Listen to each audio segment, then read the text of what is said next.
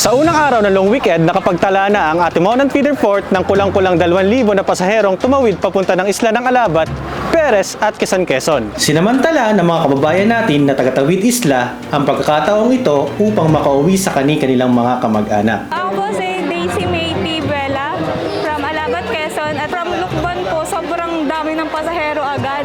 Tapos pag dating ko pa po sa Lucena, sobrang dami pong pasahero. Kaya po, nagban na lang po ako para po mas madali. Ang biyahe ko po ay paalabat po. Galing po ako Lukban, Quezon at doon po ako nag-aaral.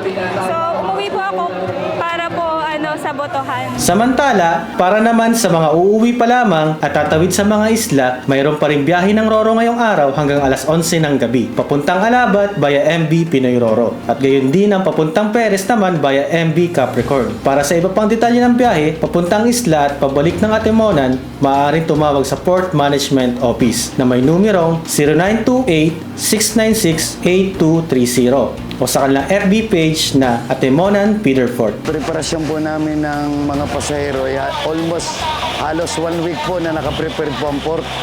Yan po ay base sa mga tagubilin sa amin ni Sir Saldi. So ngayon naman po ay as of now ay medyo maganda naman po yung preparation namin. Medyo smooth at wala naman pong problema.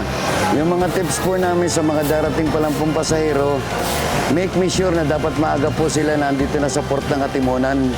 At sa mga pasahero po naman na nandito, bali po sila tinutulungan namin, ina-assist namin kung paano sila makakasakay ng mas maagap.